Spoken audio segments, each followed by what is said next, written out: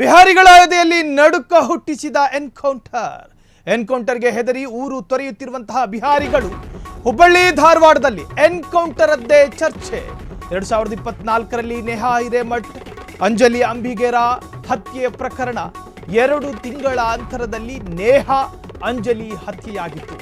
ಹುಬ್ಬಳ್ಳಿ ಧಾರವಾಡದಲ್ಲಿ ಎನ್ಕೌಂಟರ್ ಅದ್ದೇ ಚರ್ಚೆ ಸುದ್ದಿ ಆಗ್ತಾ ಇದೆ. 2024ರಲ್ಲಿ ನೇಹಾ ಹಿರೇಮಠ್ ಅಂಜಲಿ ಅಂಬಿಗೇರ ಹತ್ಯೆ ಕೇಸ್ ನಡೆದಿತ್ತು. 2 ತಿಂಗಳ ಅಂತರದಲ್ಲಿ ನೇಹಾ ಅಂಜಲಿ ಹತ್ಯೆಯಾಗಿತ್ತು. ಆ ವೇಳೆ ಆರೋಪಿಗಳಿಗೆ ಕಠಿಣ ಶಿಕ್ಷೆಗೆ ಒತ್ತಾಯಿಸಿ ಹೋರಾಟಗಳು ಕೂಡ ನಡೆದಿತ್ತು.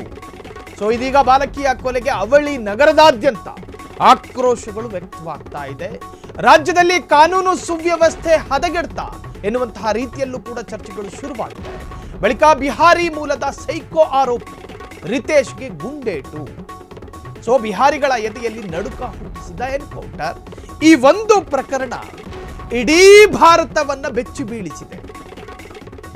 ಕರ್ನಾಟಕಕ್ಕೆ, ಅದರಲ್ಲೂ ಕೂಡ ರಾಜಧಾನಿ ಬೆಂಗಳೂರಿಗೆ ಸಾಕಷ್ಟು ರಾಜ್ಯಗಳಿಂದ ವಲಸೆ ಬಂದು ಹೊಟ್ಟೆಪಾಡಿಗೋಸ್ಕರ ದುಡ್ಕಳಕ್ ಬರ್ತಾರೆ.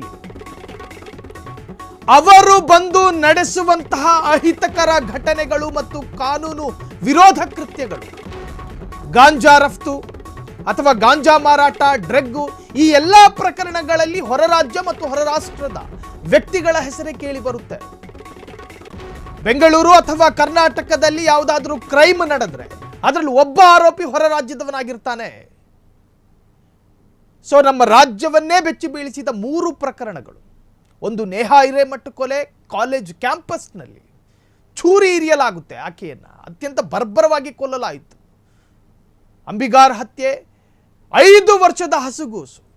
5 ವರ್ಷದ ಹಸುಗೂಸನ್ನ ರಿತೇಶ್ ಎನ್ನುವಂತಹ ಕಾಮುಕ ಹೊತ್ತೊಯ್ದು ರೇಪ್ ಮಾಡಿ ಕೊಲ್ಲಲಾಗುತ್ತೆ. ಅತ್ಯಂತ ಬೀಭತ್ಸಾರೂಪದಲ್ಲಿ ಕೊಲ್ಲಲಾಗುತ್ತೆ. ಆ 5 ವರ್ಷದ ಹುಡುಗಿ ಸಾರ್ವಜನಿಕರು ವಿಡಿಯೋ ಕ್ಯಾಮ್ರಾವನ್ನ ಆನ್ ಮಾಡಿಕೊಂಡು ಹುಡುಕಾಡೋದಕ್ಕೆ ಶುರು ಮಾಡಿದಾಗ ಕೂತ ಭಂಗಿಯಲ್ಲಿ ಕೂತಿದ್ಲು ಆ ಪಾಪ ಹುಡುಗಿ. ಮೂಗಿಗೆ ಬೆರಳಿಟ್ಟು ನೋಡ್ತಾರೆ, ಉಸಿರಾಡ್ತಾ ಇದೆಯಾ ಅಂತ ಹೇಳಿ. ಸತ್ತು ಹೋಗಿತ್ತು ಮಗು. ಕೂತ ಭಂಗಿಯಲ್ಲಿ ಸತ್ತು ಹೋಗಿತ್ತು ಅಂದರೆ ಅದು ಎಂತಹ ವಿಕೃತವಾಗಿ ಕೊಂದು ಹಾಕಿದ್ದಾನೆ ಎನ್ನುವಂಥದ್ದು. ಅವಳಿ ನಗರದಲ್ಲಿ ಕಾಡ್ಗಿಚ್ಚಿನಂತೆ ಹಬ್ಬಿದ ಬಾಲಕಿ ಹತ್ಯೆ ಸುದ್ದಿ. ಸ್ವಯಂ ಪ್ರೇರಿತರಾಗಿ ಅಲರ್ಟ್ ಆಗಿರುವ ಹುದಾ ನಿವಾಸಿಗಳು, ಹುಬ್ಬಳ್ಳಿ ಧಾರವಾಡ ನಿವಾಸಿಗಳು, ಬಿಹಾರದಿಂದ ಬಂದು ವಾಸಿಸುತ್ತಿರುವಂತಹ ವ್ಯಕ್ತಿಗಳ ಮೇಲೆ ಹದ್ದಿನ ಕಣ್ಣು. ಮಾಧವನಗರ, ದೇವಾಂಗಪೇಟೆ, ಗೋಪನಕೊಪ್ಪದಲ್ಲೇ ತೀವ್ರ ನಿಗಾ. ಕೆಲವೆಡೆ ಮನೆ ಖಾಲಿ ಮಾಡಲು ಬಿಹಾರಿಗಳಿಗೆ ಮಾಲೀಕರ ವಾರ್. ಇನ್ನು ಕೆಲವೆಡೆ ಘಟನೆಯಿಂದ ಹೆದರಿ ತಾವೇ ಊರು ತೊರೆಯುತ್ತಿದ್ದಾರೆ. ಬಿಹಾರಿ ಭಿಕಾರಿಗಳಿಗೆ ಹೆದರ್ಕೊಂಡು ನಮ್ಮ ರಾಜ್ಯದ ಜನ ಓಡೋಡು ಪರಿಸ್ಥಿತಿ ಬಂದಿದೆ. ಮಾಧವನಗರದಲ್ಲಿ ವಾಸವಾಗಿದ್ದ 2 ಬಿಹಾರಿ ಕುಟುಂಬಗಳು ಯಾರಿಗೂ ಹೇಳದೆ ಸಾಮಗ್ರಿಗಳನ್ನು ಬಿಟ್ಟು ರಾತ್ರೋರಾತ್ರಿ ಎಸ್ಕೇಪ್ ಆಗಿದ್ದಾರೆ. ಅವಳಿ ನಗರದಲ್ಲಿ ಕಾಡ್ಗಿಚ್ಚಿನಂತೆ ಹಬ್ಬಿದ ಬಾಲಕಿ ಹತ್ಯೆ ಸುದ್ದಿ. ಮಾಡಬೇಕಾಗಿರುವ ಕೆಲಸ ಒಂದೇ ಇರುವಂತಹದ್ದು. ರಾಜ್ಯ ಗೃಹ ಇಲಾಖೆಗೆ ಲೇಬರ್ ಕಾಂಟ್ರಾಕ್ಟರ್ಗಳು ಯಾರ್ಯಾರು ಇರ್ತಾರೋ, ನೀವು ಬೆಳಿಗ್ಗೆ ಒಂದು 4-5 ಗಂಟೆಗೆ ಮೆಜೆಸ್ಟಿಕ್ಕಿಗೆ ಹೋಗಬೇಕು. ಸಾಕಷ್ಟು ಒರಿಸ್ಸಾ, ಅಸ್ಸಾಂನಿಂದ ಜನ ಇಳಿದಿರ್ತಾರೆ, ಬಸ್ ಸ್ಟ್ಯಾಂಡ್ನಲ್ಲಿ ಕಾಯ್ತಾ ಇರ್ತಾರೆ ಬೆಂಗಳೂರಿನ ಬೇರೆ ಬೇರೆ ಪ್ರದೇಶಗಳಿಗೆ ಹೋಗೋದಕ್ಕೆ. ಅಲ್ಲೊಬ್ಬ ವ್ಯಕ್ತಿ ಇರ್ತಾನೆ, ಲೇಬರ್ ಕಾಂಟ್ರಾಕ್ಟರ್, ಬೆಂಗಳೂರಿನ ಕನ್ನಡಿಗನೇ ಆಗಿರ್ತಾನೆ. ಅಥವಾ ಕೆಲವೊಮ್ಮೆ ಕಾಂಟ್ರಾಕ್ಟರ್ಗಳು ಕೂಡ ಬೇರೆ ರಾಜ್ಯದ ಜನರಾಗಿರ್ತಾರೆ. ಆ ಕಾಂಟ್ರಾಕ್ಟರು ಬಂದಿರೋ ಈ ಒರಿಸ್ಸಾ ಬಿಹಾರಿಗಳ ಇಂಚಿಂಚು ದಾಖಲೆಗಳನ್ನು ಸ್ಥಳೀಯ ಪೊಲೀಸರಿಗೆ ಕೊಡೋ ಕೆಲಸ ಆಗಬೇಕು.